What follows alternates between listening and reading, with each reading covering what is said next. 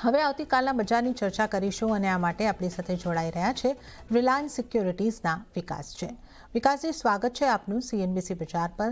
અને આજે માર્કેટની અંદર એક સારી મજબૂતી સાથે બજાર આપણને બંધ થતા જોવા મળ્યા છે. નિફ્ટીનું ક્લોઝિંગ 23,300ની ઉપર 23,328 ઉપર થતું જોયું છે આપણે. તો કઈ રીતે આપ જોઈ રહ્યા છો નિફ્ટીના આ ક્લોઝિંગને અને આવતીકાલ માટે નિફ્ટી ઉપર કેવી સ્ટ્રેટેજી અપનાવવાની સલાહ આપશો? એમાં આપણે ગયા અઠવાડિયે બી ડિસ્કસ કર્યું કે બજાર સ્ટ્રોંગ ટ્રેન્ડમાં છે, જે હિસાબે ડબલ બોટમ બનાવી છે એ બી હાયર સાઈડમાં 23,200 23,500 સુધી આવી શકે છે.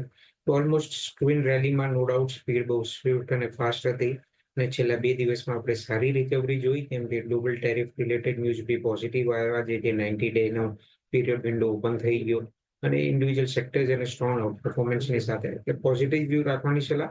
મે બી હાયર સાઈડમાં મે બી નિફ્ટી 23,550 થી 23,800 સુધીનો એક સ્ટ્રોંગ અપમૂવ બને, એટલે પોઝિટિવ વ્યૂ રાખો. બટ જે હિસાબે 1000 પોઈન્ટ વધી ગયો છે તો રિસ્ક રિવોર્ડ રેશિયો મે બી ફેવરેબલ નહીં રહે, એટલે ડિક્લાઇન આવે મે બી અરાઉન્ડ નિયર ટુ 23,100.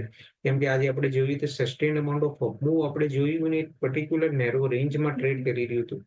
તો 23 નો ડાઉટ મોમેન્ટમમાં એક્સટેન્ડ થઈ શકે છે 23,850 24,000 સુધી.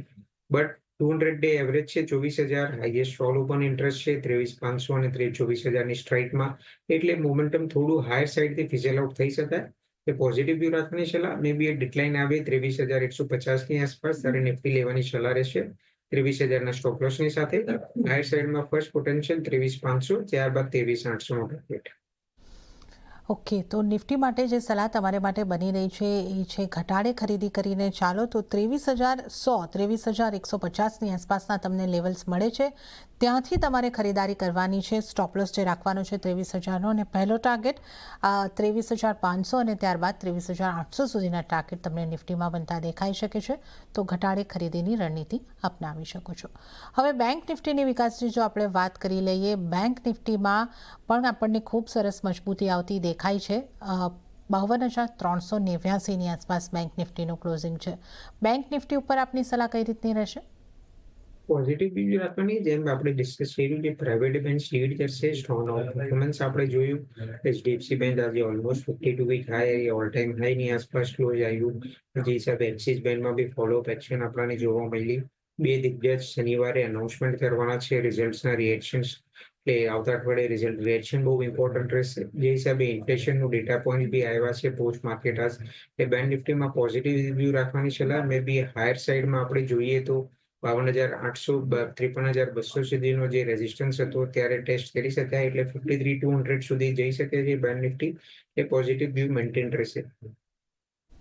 ઓકે, તો પોઝિટિવ વ્યૂ અને 53,200 સુધીના ટાર્ગેટ આપ જણાવી રહ્યા છો, બાઇંગ કરીને ચાલી શકાય છે. સ્ટોપલોસ પાછો કહી શકશો?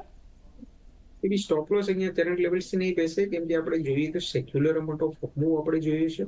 મે બી ફ્રેશ લેવાની પરચેઝ નહીં હોય, બટ અગર એક્ઝિસ્ટિંગ શેર હોલ્ડર્સ હોય જેની પાસે હોય તો એ 53,200 સુધી માટે વેટ કરી શકે છે.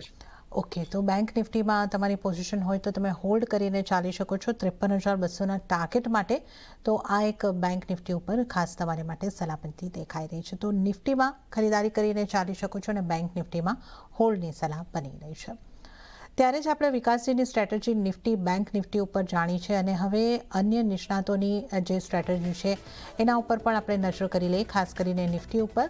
તો સૌથી પહેલાં નજર કરીશું JM ફાઇનાન્શિયલના તેજસ શાહની સલાહ ઉપર. એમણે નિફ્ટી ફ્યુચરને બાય કરવાની સલાહ આપી છે, બાર્ન ડિપ્સની સ્ટ્રેટેજી અપનાવવાની સલાહ આપી છે. 23,275 23,300ની આસપાસથી ખરીદી કરીને ચાલી શકો છો. સ્ટોપલોસ 23,199નો રાખવાનો રહેશે અને ટાર્ગેટ 23,400થી 23,500ના બનતા દેખાઈ શકે છે. તો તેજસ સાત તરફથી આ એક સલાહ બની રહી છે.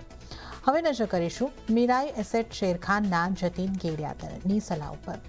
એમની સલાહ પણ નિફ્ટીને બાય કરવાની બની રહી છે. સ્ટોપલોસ 23,250નો રાખવાનો રહેશે અને ટાર્ગેટ 23,500ના બનતા જતીન ગેડિયા પણ જોઈ રહ્યા છે. તો એક નિફ્ટીને માટે આપણા તમામ નિષ્ણાતો ખરીદારી તરફ રહેવાની સલાહ આપી રહ્યા છે. પોઝિટિવ વ્યૂ ચોક્કસપણે અહીંયાથી બનતો દેખાઈ રહ્યો છે.